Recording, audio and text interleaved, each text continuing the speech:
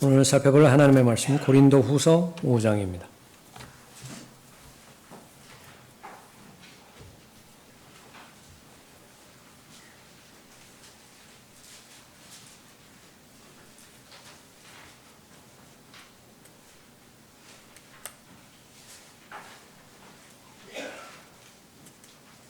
고린도후서 5장 1절부터 9절까지 받들어 읽겠습니다.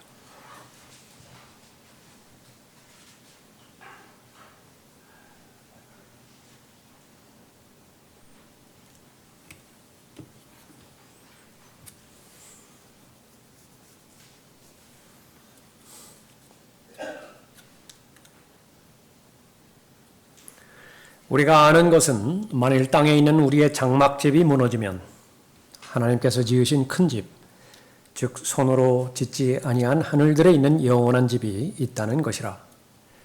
정녕 우리가 여기에서 신음하며 하늘에서 오는 우리의 집으로 옷 입게 되기를 간절히 바라나 만일 우리가 옷 입고 있다면 벗은 채로 발견되지 아니하리라.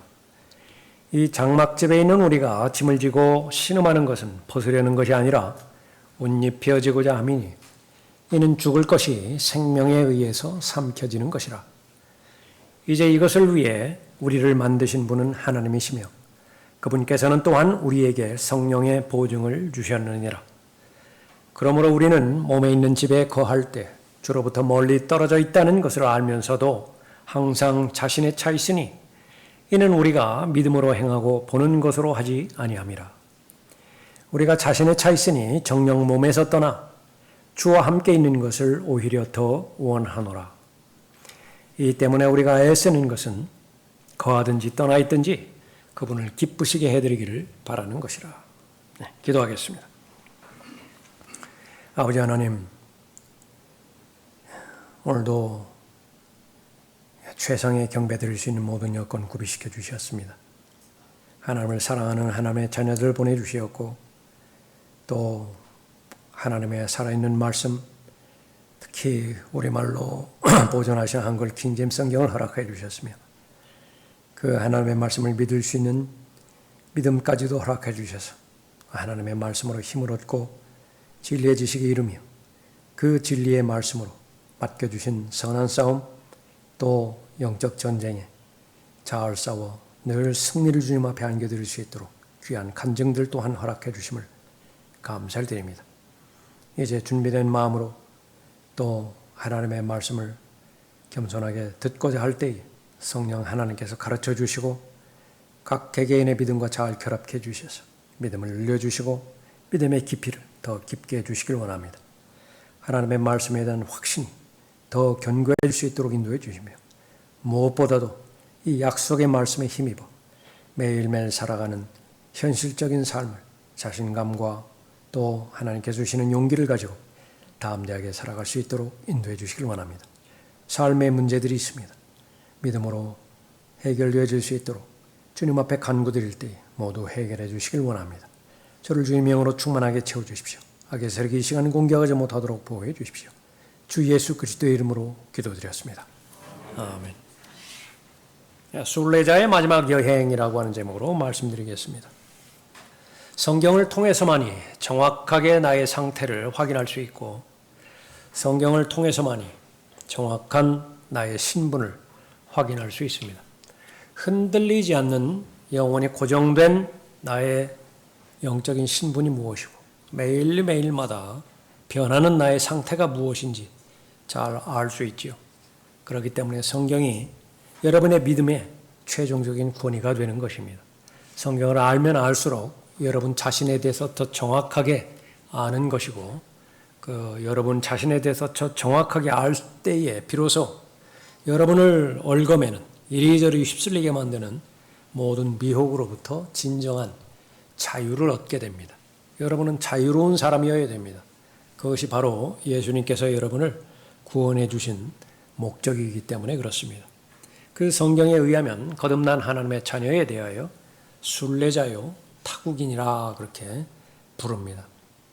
순례자여 타국인이라고 부르는 것은 우리가 사는 이 세상은 우리의 본향이 아니라라고 하는 사실이죠.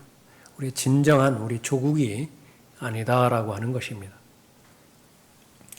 우리가 구원받을 때에 하늘나라의 시민이 되었다. 그래서 하늘나라에 시민권이 부여받았다라고 하나님의 말씀, 성경은 알려주시는 것입니다. 그래서 여러분은 하나님의 나라의 자녀이면서 하늘나라의 시민이 되는 것입니다. 마음속에 본성으로 자리 잡았다고 말씀하시면서 이것이 그리스도 안에 있는 새로운 피조물 가운데 갖게 되지는 본성입니다. 태어난 곳으로 가고자 하는 본성. 연어의 경우를 통해서 알 수 있듯이요. 여러분의 마음에 본성에는 본향으로 가고자 하는, 하늘나라로 가고자 하는 본성이 있는 것입니다. 이 세상은 여러분의 적성에 맞지 않습니다. 여러분의 취향에도 맞지 않습니다. 누구에게 그런 것입니까? 하나님과 동행하고 또 하나님의 말씀에 의해서 은혜의 보좌 앞으로 나아가 계속 기도한다고 한다면 이 세상은 여러분에게 계속해서 저항감만 줄 것입니다. 그럼에도 불구하고 우리의 신분이 일단 통과해야 되는, 거쳐 지나가야 되는 순례자이고 타국인이기 때문에 지나가야 되는 것입니다. 우리에게는 열망이 있습니다. 이 세상을 살아가면서 얼마만큼 복지 혜택을 누리고 무병장수하며 잘 살아갈 것이냐라고 하는 열망하고 이 세상을 떠나서 더더군다나 이 육신의 죄들의 몸까지도 벗어나서 우리를 구원해 주신 예수 그리스도와 함께 있을 열망, 그 두 가지를 비교해 볼 때 비교의 대상이 안 된다고 모든 하나님의 자녀들은 고백하는 것입니다. 내가 그 둘 사이에 끼어 있으니 내가 떠나서 그리스도와 함께 있을 욕망을 갖는 그것이 훨씬 좋으나라고 바울은 고백하고 있는 것입니다. 그만 떠나고 싶을 때가 많이 있습니다. 마지막 말들의 마지막 그 기간을 지나는 우리들은 더 그렇습니다. 떠나고 싶은 거예요. 이제 그만 떠나고 싶다. 두 가지 요인이 있는데 하나는 많이 지치게 만들죠.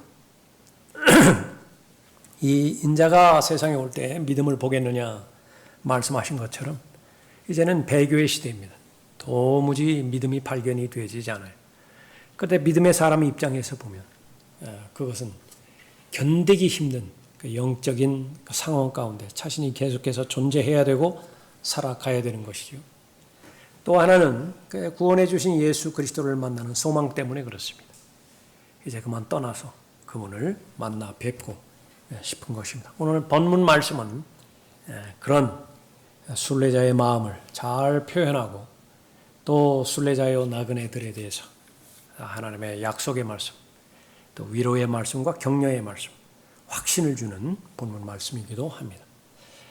설교에 경청하는 것은 물론이고 또 여러분의 실제 삶 가운데서도 여러분의 마음에 잘 간직하시고 어려움이 있을 때마다, 없을 때도 마찬가지지만 특히 어려움이 여러분의 현실을 막을 때에 이 말씀을 기억하고 잘 주장함으로 인해서 하나님께서 주시는 지혜의 능력으로 잘 헤쳐나가시기 바랍니다. 순례자, 마지막 여행을 하게 되어지는데 그 특징 첫 번째는 순례자의 현실은 고난의 삶입니다. 순례자의 현실은 고난의 삶입니다. 1절 보십시오. 우리가 아는 것은 만일 땅에 있는 우리의 장막집이 무너지면 하나님께서 지으신 큰 집, 즉 손으로 짓지 아니한 하늘들에 있는 영원한 집이 있다는 것이라. 알아야 되는 사실이 있죠. 하나는 두 집이 있다라고 말씀하십니다. 하나는 땅에 있고요. 또 하나는 하늘에 있습니다.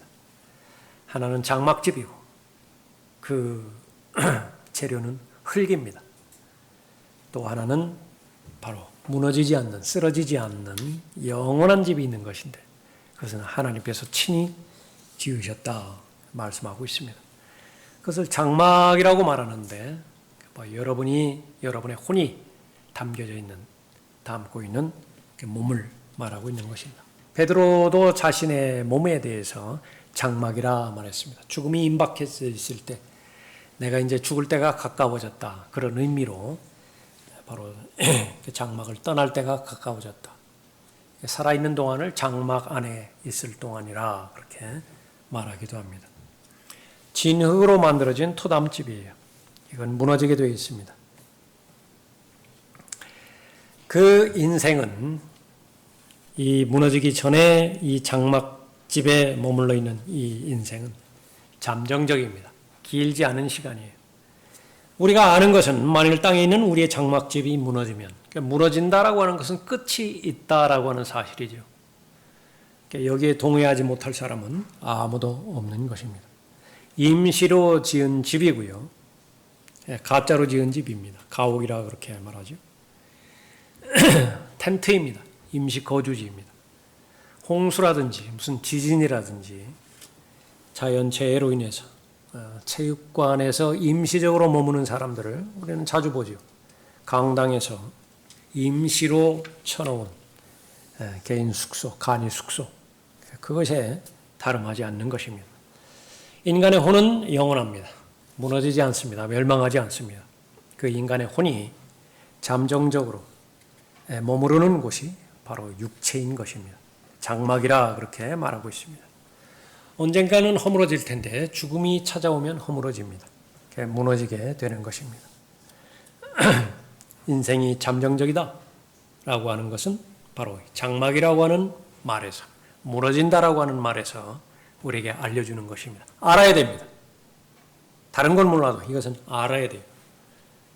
나는 장막이고 장막 안에 있고 이 장막은 언젠가는 곧 무너지게 된다라고 말합니다. 죽음이 찾아오면 무너지게 되는데 죽음의 형태는 얼마나 다양합니까? 별의별 죽음의 형태가 다 있죠. 그러니까 나라고 예외가 아닙니다. 그것이 바로 인생입니다.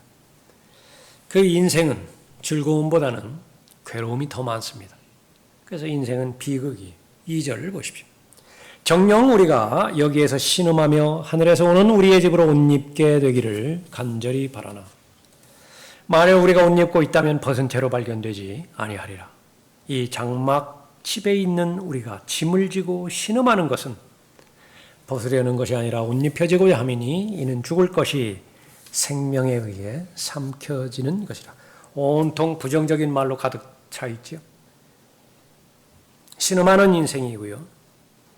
무거운 짐을 지고 사는 인생입니다.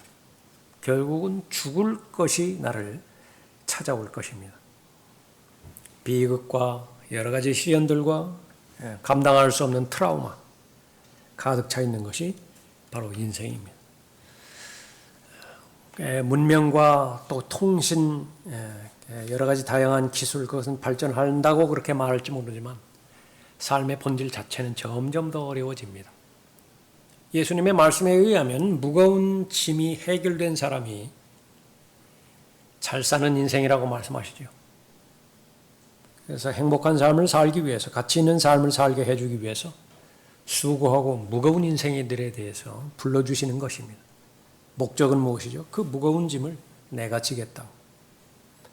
그러나 태어날 때부터 요즘은 유아 시절부터 얼마나 많은 무거운 짐을 지고 인생을 살아갑니까?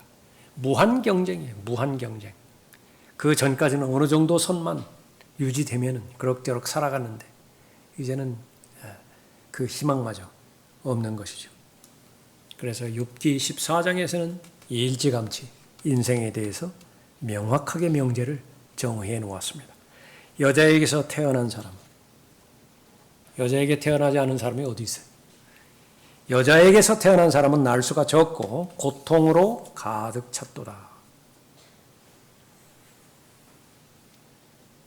가장 부유하게, 가장 많은 학식을 가지고, 가장 많은 권력을 지고, 그야말로 남부럽지 않게 살아간 사람의 고백, 솔로몬이죠. 아무리 부자 했다라도 솔로몬처럼 부자는 없어요.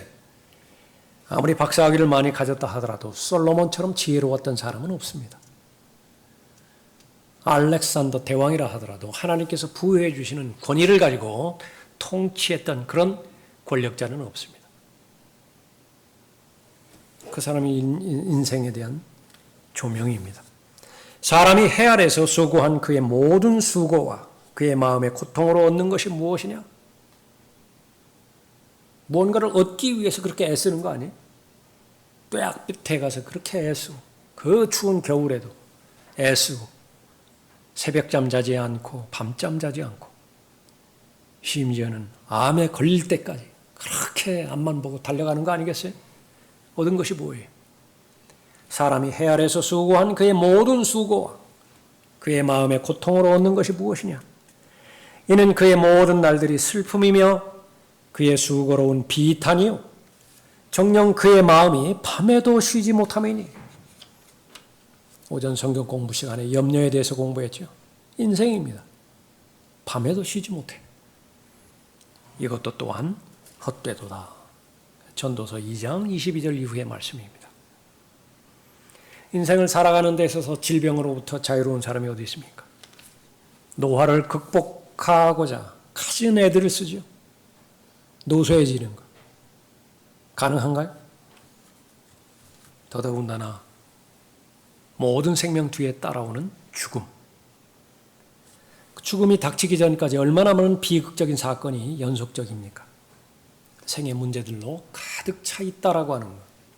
굳이 인생의 끝을 가보지 않다 하더라도 어느 정도 연배를 살아간 분이라고 한다면 다 공감하는 그런 내용들입니다. 영원하지 않아요. 잠정적입니다.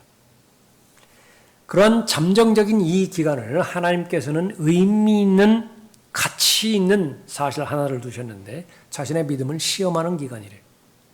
그 위에는 아무것도 아니에요. 7절을 보십시오. 이는 우리가 믿음으로 행하고 보는 것으로 하지 아니함이라.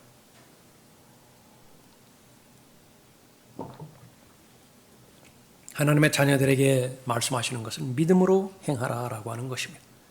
믿음으로 행한다라고 하는 것은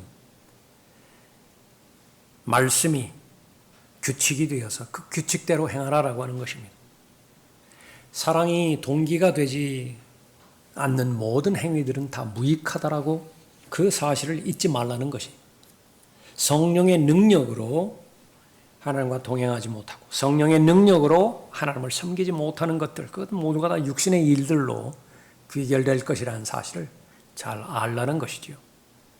믿음으로 행하는 믿음을 시험하는 그 기간인데 바로 그것이 의미 있는 가치 있는 인생 가운데서 발견할 요소라고 한다면 바로 그것일 것입니다.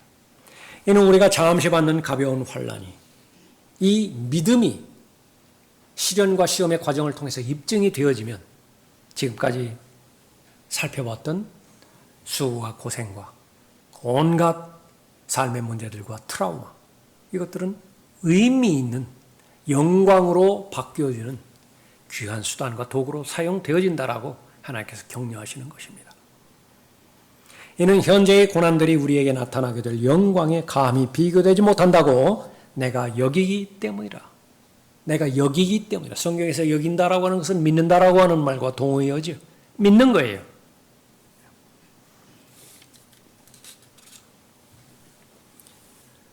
하나님의 맡겨진 일들을 잘 감당하다가 가족을 잃은 설교자가 자신이 하는 일에 회의를 갖고 바람이나 쐴 겸 해서 밖에 나갔습니다.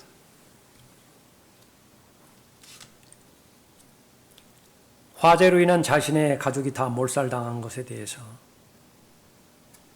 이제는 한계점에 다다랐고 사역을 그만두고자 하는 심각한 결정 앞에 거리를 걷게 되었습니다. 건축 현장에 도달하게 되었는데 큰 성당을 짓고 있는 건설 현장이었습니다. 사람들이 각자의 영역에서 일하는 것을 지켜보다가 한 사람이 쭈그리고 앉아서 끌과 망치로 화강암 바위를 쪼아대면서 삼각형 틀을 조각하는 것을 보았습니다. 궁금하기도 해서 무엇을 작업하느냐고 물어봤습니다. 그 사람이 아무 소리도 없이 성당 꼭대기를 가리키면서 지붕 밑에 거기를 가리켰습니다.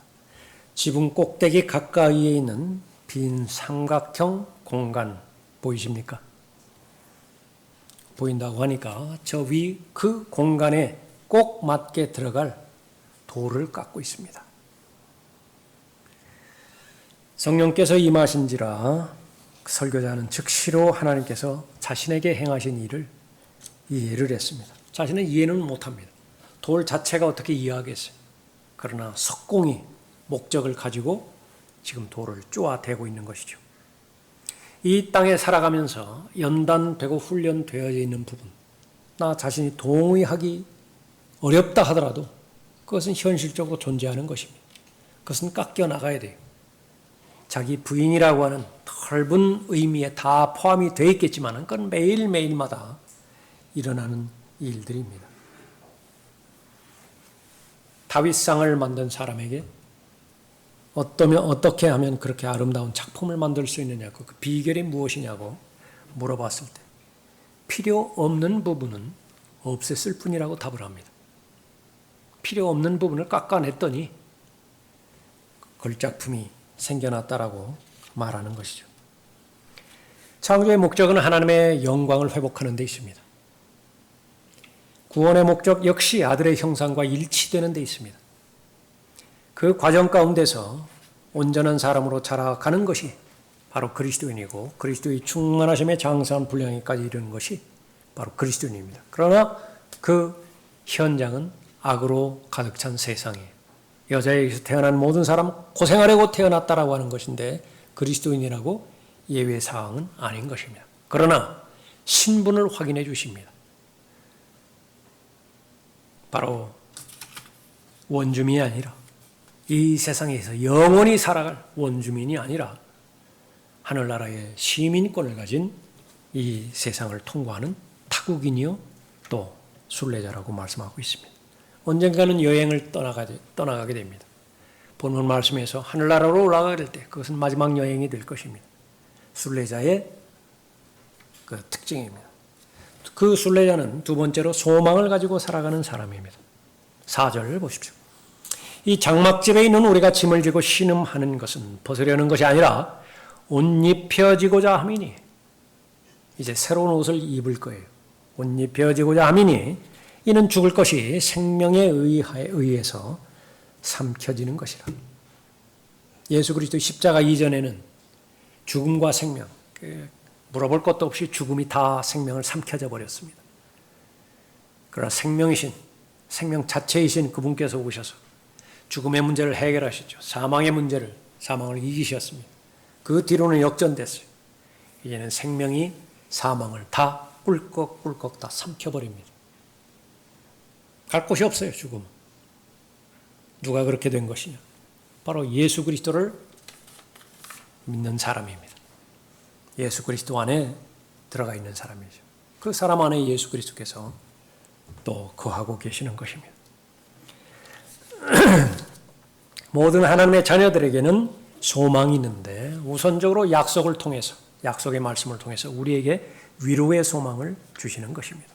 1절 다시 보십시오. 우리가 아는 것은 뭘 알죠? 영원한 집이 있다는 것이라. 위로입니다. 이는 내게 사는 것이 그리스도니 죽는 것도 유익함이라. 이런 고백을 진실로 할 수 있다라고 한다면 하나님의 말씀에 의하면 복받은 사람이에요. 그러니까 죽는 것이 복이다. 모든 것이 사는 것에 의미를 두고 또 가장 가치 있고 의미 있는 삶을 추구하는 것이지만 그건 못지않게 언젠가는 죽음이 찾아올 것인데 그 죽음마저도 나에게 가치 있는 것이고 유익한 것이라고 그렇게 고백할 수 있다라고 한다면 그것은 하나님의 말씀에 의해서 진정 순례자로서의 삶을 사는 것입니다. 그러나 만일 내가 육신으로 산다면 이것이 내 수고의 열매니 무엇을 선택해야 할지 나는 아직 알지 못하노라.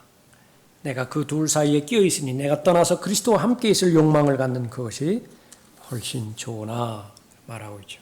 8절에서도 열망을 다시 한번 확인합니다. 우리가 자신에 차 있으니 정녕 몸에서 떠나 주와 함께 있는 것을 오히려 더 원하노라. 소망입니다. 우리의 위로의 소망인 것입니다.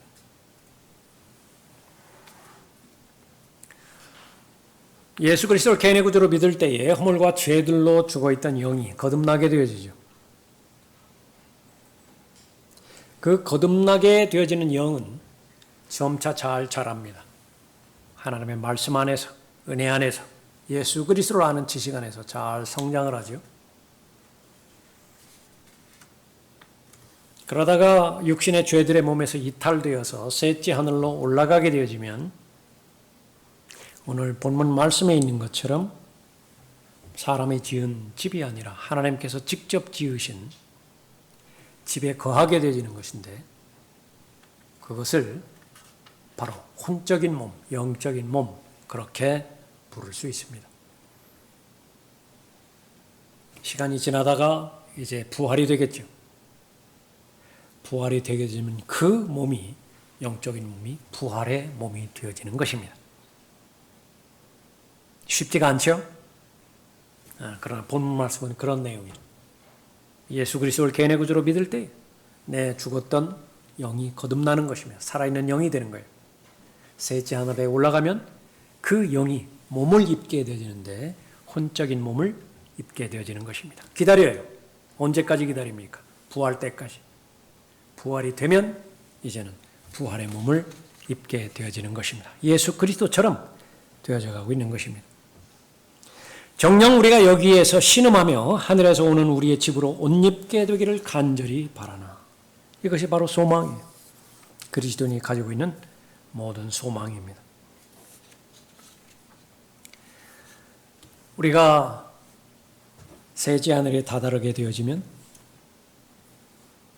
지금까지 죄와 맞서 싸울 때 피 흘리기까지 맞서 싸워야 겨우 승리할 수 있었던 그 투쟁, 그 처절한 갈등, 그 상황 가운데 들어가고 싶어도 들어가지를 못하면 죄 자체가 없어져 버렸으니까 생각하고 싶은 모든 것들을 마음껏 생각해도 죄가 되지 않습니다. 죄가 되지 않을 뿐만 아니라 그 생각 자체가 하나님을 기쁘시게 해요. 하나님을 감격시킨다고. 이제 어디로 가든 가고 싶은 곳으로 간다 하더라도 죄와는 무관하고 하나님을 기쁘시게 해드리고 하나님을 영화롭게 해드리는 것입니다. 반면에 여기에서 눈을 떠서 자녀들에게 얼마나 각성을 시켜야 됩니까? 그곳에 가면 안 된다고, 그거 보면 안 된다고, 그거 들으면 안 된다고. 거의 막바지에 다가왔죠. 이제 포기해버리는 거예요. 그래서 어떻게 됩니까?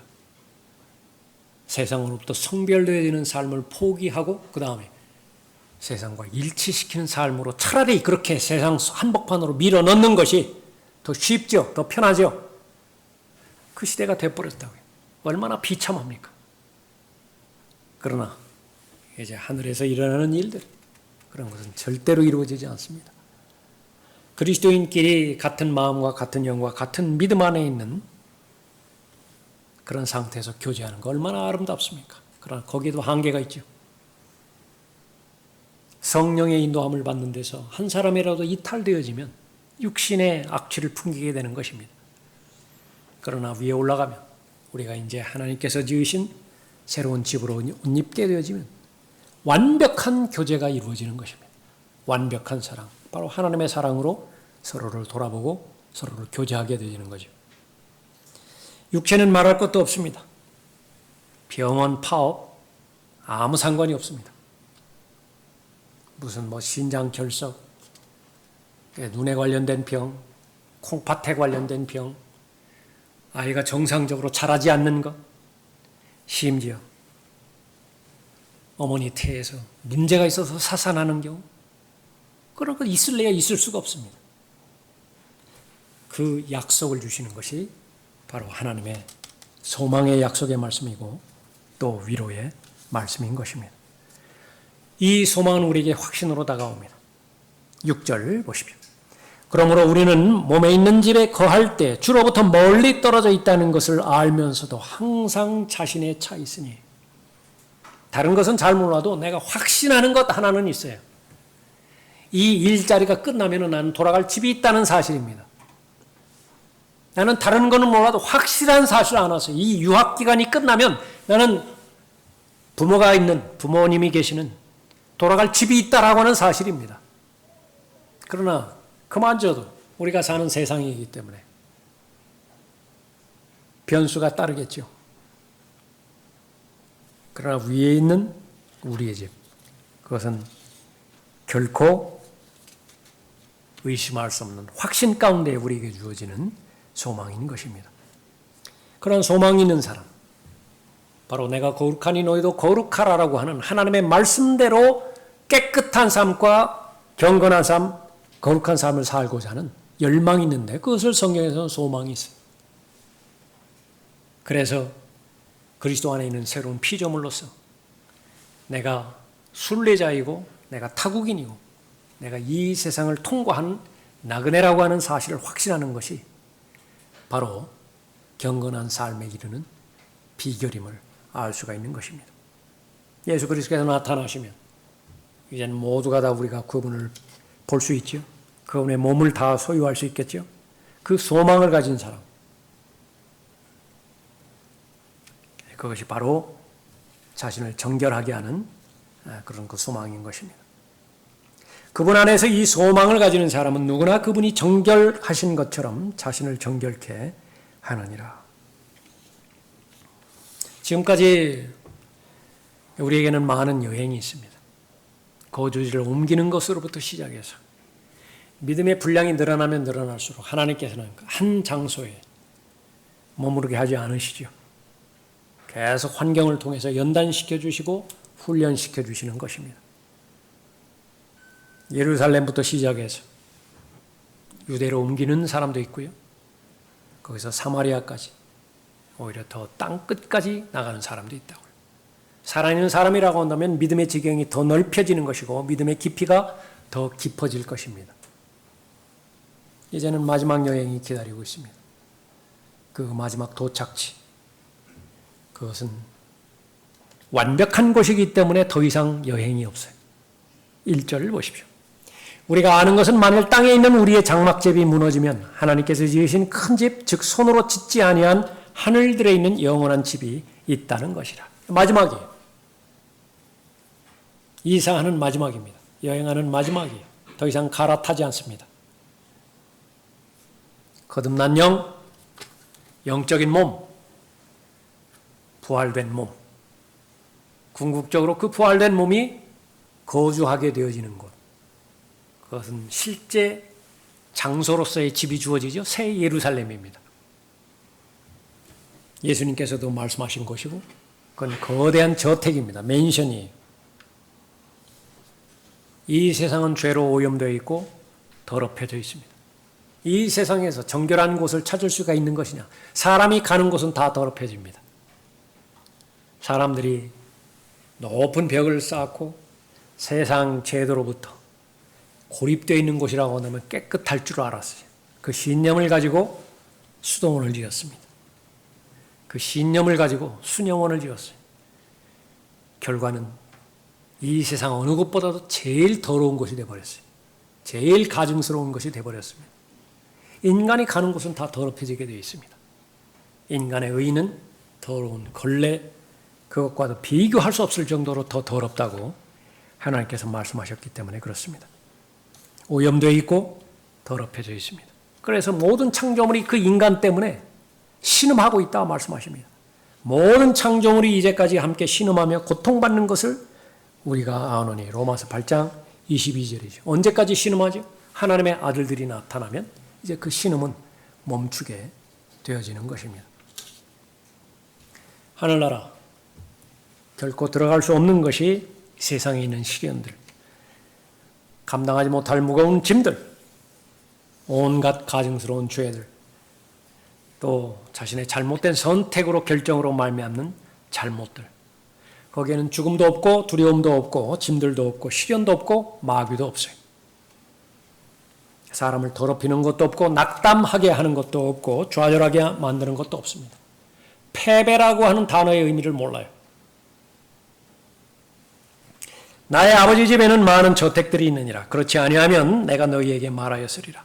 나는 너희를 위하여 처소를 마련하러 가노라. 한 가지 아는 사실이 있다고 그랬죠. 그것은 무엇입니까? 나의 거듭난 영은 이제 혼적인 몸을 입게 될 것이에요. 부활 때가 되면 부활의 몸을 입을 것입니다. 또 하나 아는 것은 뭐예요? 예수님께서 그 부활된 몸이 영원히 거할 수 있는 처소를 마련하러 가셨다라고 말씀하셨는데 그것이 모두 하나님의 타임 테이블, 시간표 가운데서 완성이 되어지면 약속하십니다. 데리러 오실 것이라고. 내가 가서 너희를 위하여 처소를 마련하면 다시 와서 너희를 내게로 영접하여 내가 있는 그곳에 너희도 있게 하리라. 이제 순례자는 마지막 여행을 갈 것입니다. 왜 마지막입니까? 마지막 도착지, 우리의 본향은 영원한 곳이기 때문에 그런 것입니다. 이 지상은 시간이 빨리 지나가죠. 잠정적입니다. 허무합니다. 모두가 다 헛것이에요. 아무리 가치를 부여하고 거기에 몰입하고 자신의 인생 전체를 쏟아붓는다 하더라도 결국은 하나님의 관점에서 보면 헛된 것입니다. 나의 날들이 배틀의 북보다도 빠르니 소망 없이 지나가는도다. 배틀의 북, 요즘 사람들은 거의 보지 못하죠. 빨리 지나갑니다. 사람으로 말하면 그의 날들은 풀과 같고 그의 번영은 들의 꽃과 같아서 바람이 그 위를 지나가면 사라지나니 그 자리가 그것을 더 이상 알지 못하리라. 권력의 최고 정점, 여러분이 보는데 알기 쉬운 것은 대통령 아니겠어요? 현실적으로 볼 수 있는 권력의 정점. 뒤돌아보십시오. 그 대통령직을 거쳐갔던 사람들의 그 결과, 무엇을 남기고 갔던 것인가? 뒤돌아보십시오. 사람으로 말하면 그의 날들은 풀과 같고 그의 번영은 들의 꽃과 같아서 바람이 그 위를 지나가면 사라지나니 그 자리가 그것을 더 이상 알지 못하리라. 내일 일을 알 수 있는 사람은 없습니다. 5분 뒤에, 아니 30초 뒤에 무슨 일이 일어날지 알 수 있는 사람은 없습니다. 30초요? 한 달 전의 사실로 그렇게 기억이 되는데 자살하려고 위층에서 뛰어내렸죠. 현관을 지나가던 80대 노인이 고스란히 뛰어내리는 사람과 충돌했죠. 둘 다 죽어버렸어요. 몇 초나 걸렸을까요? 인생입니다. 특이한 경우라고요? 그렇지 않습니다. 천년을 하루로 볼 수 있는 하나님의 관점에서 볼 때 사람의 인생이라고 하는 것은 잠정적일 수밖에 없는 것입니다. 그러나 영원한 곳이 있습니다.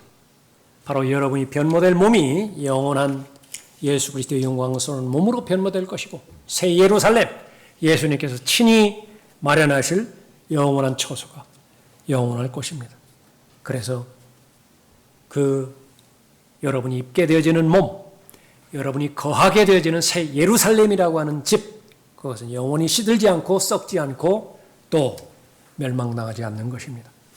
너희를 위하여 하늘에 썩지 않고 더럽지 않고 쇠잔하지 않는 유업을 간직해 두셨으니 베드로전서 3장 3절 5절 말씀입니다. 문제는 믿을 수 있느냐라고 하는 거예요. 문제는 믿을 수 있느냐. 그러나 믿건 믿지 않건 간에 하나님께서는 약속의 말씀을 하셨습니다.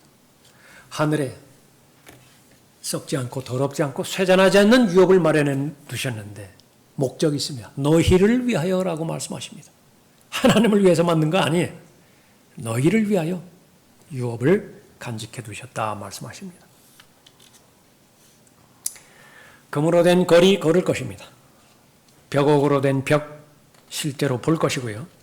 천사들의 영접이 있을 것이고 진주로 된 문을 말할 수 있을 것입니다. 예수 그리스도께서 그곳에 계시는 것이 하늘을 하늘답게 만들 것입니다. 새 예루살렘을 새 예루살렘답게 만들 것입니다. 예수 그리스도 자신이 이제는 참 빛이시고 참된 영광인 것을 실제로 경험할 것입니다. 그 도성은 해나 달이 그 안에서 비칠 필요가 없으니 해와 달을 만드신 목적, 빛 때문에 만드셨다고 말씀하셨는데 이제는 빛과는 무관해요. 그렇기 때문에 해와 달 필요 없습니다. 그 도성은 해나 달이 그 안에서 비칠 필요가 없으니 이는 하나님의 영광이 그곳을 비추고 어린 양이 그곳에 빛이 됩니다. 이것이 현실이 되게 할 목적으로 예수님께서 사람의 몸을 입고 이 땅에 오셨고요. 하나님의 어린 양으로 저주의 나무인 십자가에 달려서 하나님의 진노를 받으신 것입니다. 죽으셨고 묻히셨고 셋째 날에 부활하셨습니다. 다 이루었다 말씀하셨을 때 본문 고린도서 5장 본문의 말씀은 이제 여러분에게 진리로, 여러분에게 진리가 될 수 있는 모든 여건이 마련된 것입니다. 머지않은 날 주님께서 공중으로 오시면 구원받은 하나님의 자녀들 주님을 만나기 위해서 다 올라갈 것이 영원히 주와 함께 있을 것입니다. 더 이상 떨어지지 않아요. 마지막 여행인 것입니다. 여러분, 개별적인 삶은 다른 사람은 아무도 모릅니다. 아무리 여러분과 가까이 있는 사람이라 하더라도 여러분 전체를 다 이해하는 데는 한계가 있어요. 많은 것들이 갖춰졌다 하더라도 여러분의 마음이 채워져야 될 하나님의 은혜로, 채워져야 될 하나님의 진리로 채워지지 않는다라고 한다면 그것은 바로 공허하고 헛된 그런 패배된 마음에서 벗어나지 못할 것입니다. 그러나 우리에게는 바로 부활하신 예수 그리스도께서 계십니다. 그분은 내 안에 계시죠. 그분을 사랑하고 그분을 두려워할 줄 알고 선택과 결정에 있어서 그분의 말씀을 따르고 그분의 약속의 말씀을 무엇보다도 소망의 말씀으로 잘 삼고 있다고 한다면 환경은 변하지 않을지 모른다 하더라도 여전히 슬픔과 우울과 좌절과 낙담 그런 환경 가운데 방치되어 있다 하더라도 여러분의 마음은 변화될 것입니다. 그 기적입니다. 지각을 초월하는 하나님의 평강이 여러분의 마음을 가득 채울 것입니다. 위를 바라보십시오. 계속해서 앞만 바라보고 왔다고 한다면 그것은 쉽게 지칠 수 있습니다. 이제는 위를 바라보시고 위에 도대체 무엇이 있는 것인가? 하늘나라를 포함해서 예수 그리스도께서 계시고 새 예루살렘이 있고 무엇보다도 이제는 여러 가지 질병과 또 신음, 탄식, 그것과는 상관없는 영광스러운 몸, 영원한 몸, 절대로 허물어지지 않고 무너지지 않는 또 죽지 않는 그런 몸이 여러분을 기다리고 있습니다.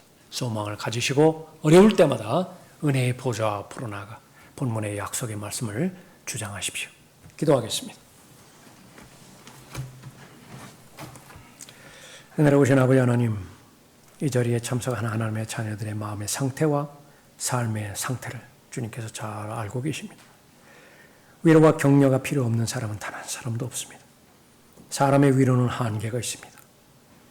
하나님께서 친히 그 마음의 중심에 말씀하시고 하나님의 위로로 채워주시고 또 소망을 주시며 무엇보다도 자신의 신분을 명확하게 알 수 있도록 인도해 주셔서 이 세상은 영원히 거하는 원주민이 아니라 목적을 두고 통과해야 되는 타국이님 또 순례자임을 잘 확신케 해주셔서 얼마 남지 않은 그 믿음의 여정, 그 여행을 잘 마칠 수 있도록 인도해 주십시오.